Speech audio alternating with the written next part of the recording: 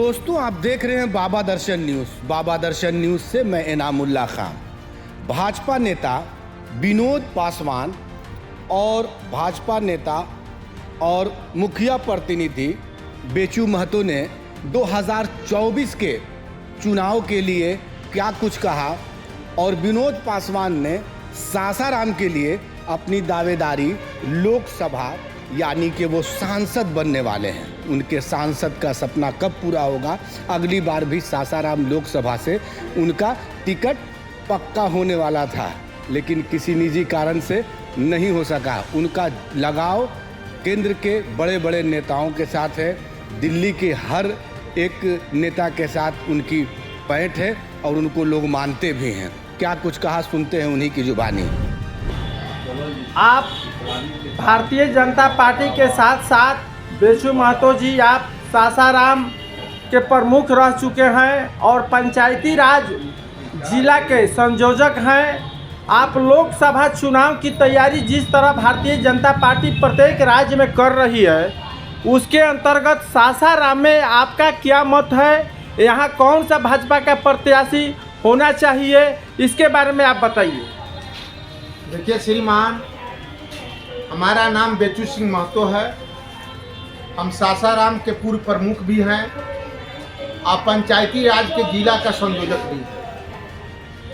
BJP ए वंशजवाद का party नहीं है कि लगातार एक व्यक्ति को मिले। ये सासाराम लोकसभा में एक हमारे कार्यकर्ता है विनोद पासवान जी, जो कि शुरू से अंत तक अपने सारे संगठन में लगे रहते हैं। हम तो भारतीय जनता पार्टी के वरिष्ठ पदाधिकारी मोदी जी से भी आग्रह करेंगे, अमित शाह जी से भी आग्रह करेंगे, बिहार के हमारे प्रदेश का जो पदाधिकारी हैं उनसे भी आग्रह करेंगे कि हम लोग के बीच में एक विनोद पासवान है, उनको सासाराम से लोकसभा का टिकट दिया जाए। सारे कार्यकर्ता उनके पीछे हैं। विनोद जी के जिताने के लिए तन मन धन लगाकर काम करेंगे, यही मेरा शुभकामना है। विनोद पासवान जी, आप दोनों जिला में भ्रमण करते हैं, आपको कार्यकर्ता का कैसा संदेश मिल रहा है? मैं विनोद पासवान भारतीय जनता पार्टी का प्रदेश कार्य समिति सदस्य हूँ, अनुसूचित जाति मोर्चा रोहतास जिला और कैमूर जिला में। मैं गांव-गांव में जाकर और सारे समुदाय के लोगों से मैं मुलाकात किया हूँ, भेंट हुई है।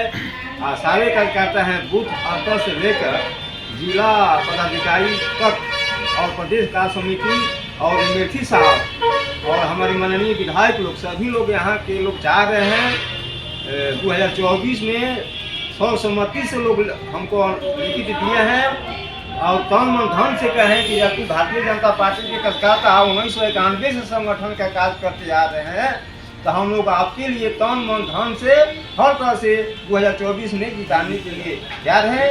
अभी हमारे यहाँ पूर्व प्रमुख साहब सासाराम के बेचू महतो जी कहे हैं, ये हमारे गर्जीवन ही हैं, इनका बहुत पकड़ है जनता के बीच में। सभी समुदाय के लोग इनको जानते पहचानते हैं, तो मैं इनकी स्वागत करता हूँ।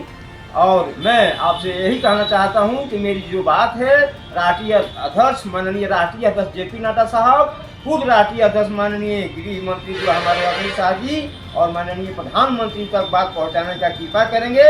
इसलिए कि 2020 में जब विधानसभा का चुनाव हुआ था, सारे पदाधिकारी लोग लगे हुए थे, लेकिन हार गई। हम लोग खून पसीना एक करते हैं, हमको बड़ी मेहनत कर देखते हैं ये लोग कार्य कर रहे हैं। अभी जो गुजरात में चुनाव होने जा रहा है विधानसभा का, उसमें से भारतीय जनता पार्टी के 9 मंत्री अपने स्वेच्छा से कह दें कि हम चुनाव नहीं लड़ेंगे, तो सासाराम में तो कहीं ऐसा बात चर्चा में नहीं आ रहा है कि सासाराम के सांसद चुनाव लड़ेंगे या ना लड़ेंगे। ये आवाज़ आपके कानों तक कहीं नहीं पहुंच चुकी है। देखिए, गुजरात में मैं माननीय प्रधानमंत्री का जो गांव है वडनगर में, वहाँ गया हूँ, ओंझा में गया हूँ, महासाना में गया हूँ, बलसार गया हूँ और आनंद नगर। वहाँ का जो सिस्टम है, वहाँ भारतीय जनता पार्टी शुरू में आपको याद है, वहाँ से पूरा भारत में पूरा बीजेपी चुनाव लड़ी थी, तो वहाँ से एक सीट हमारे महसाना से निकला था। तो माननीय श्वेती पासवान जी तो हमारे पार्टी में नहीं थे, और कभी उस पार्टी में कभी इस पार्टी में। हम माननीय राष्ट्रीय अध्यक्ष से यही प्रार्थना करेंगे कि कार्यकर्ताओं की भावनाओं को देखकर और सारे समुदाय की इच्छाओं को देखकर आप निर्णय करेंगे, अन्य तो 2020 में जो परिणाम हुआ है उसे भी बेहतर होगा। प्रमुख साहब, आप सासाराम के प्रमुख रह चुके हैं और राजनीति के यहाँ के माहिर खिलाड़ी भी रह चुके हैं। जंगल राज में भी आपने परचम को लहराते हुए अपने पद को स्थापित किए और अभी अभी जो भाजपा का सर्वे रिपोर्ट है और न्यूज़ चैनल माध्यम के द्वारा गुजरात विधानसभा चुनाव में 9 मंत्री अपने आप रूपी इस्तीफा दे चुके हैं कि मैं चुनाव नहीं लड़ूंगा। इसके बारे में क्या सासाराम की जनता और सासाराम के जो सांसद है उसके बारे में आपका क्या विचार? देखिए श्रीमान, जब हमारा देश गुलाम था, हमारे बड़ा बड़ा योद्धा इस देश में मारे गए। जो हमारे बचे योद्धा उसमें महात्मा गांधी थे, अंबेडकर साहब थे। वो बड़ा बड़ा महापुरुषों का एक सपना था कि हमारा भारत गणराज्य हो, हर एक हाथ के काम हो और सबके रोटी कपड़ा और मकान हो। वो मोदी जी एक आए जो कि अभी दूसरा बार हमारे मोदी जी प्रधानमंत्री बने। वो मोदी जी का वो सोच है कि हमारा भारत गणराज्य हो, हर एक हाथ के काम हो और सबके रोटी कपड़ा और मकान हो। उस पटन पर हमारे मोदी जी देश का विकास में लगे हुए हैं। अभी जो गुजरात का 9 मंत्री जो हैं, वो 9 मंत्री स्वेच्छा से और कहे कि हम पार्टी में हमारे जगह पर दूसरा के सीट दे।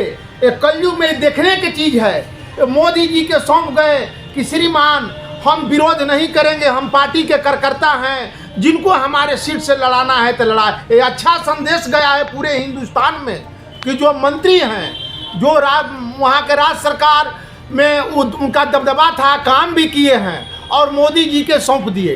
ये अच्छा बात है। जो अपना से जो सासाराम का विधायक हैं, सासाराम का एमपी हैं, अन्य राज्य का एमपी विधायक हैं, वो स्वेच्छा से अपना सर्वे कर लें कि हमको जनता क्या कह रहा है। अगर जनता सही कह रहा है तो हैं, और नहीं तो मोदी जी के चरणों में अपना पद को सौंप दें कि ताकि मोदी जी दूसरा की। इसलिए पूरे हिंदुस्तान में 2800 स्टेट में बीजेपी के सरकार बनाना है, जो देश विदेश जैसे मान रहा है। जैसे अभी बड़ा बड़ा हमारा काम मोदी जी को करना है, देश को पटरी पर लाना है। अभी इंजन का जो चेचिस जो है पटरी से वो उतरा हुआ है और मोदी जी के सोच है कि उस इंजन को लाकर हम जैसे भारत हमारा गणराज्य हो, हर एक हाथ के काम हो, सबके रोटी। अगर आप इस वीडियो को फेसबुक पर देख रहे हैं तो फेसबुक पेज को लाइक कीजिए और वीडियो को शेयर कीजिए। अगर आप इस वीडियो को YouTube पर देख रहे हैं तो YouTube चैनल को सब्सक्राइब कीजिए और घंटी के आइकॉन को दबाइए।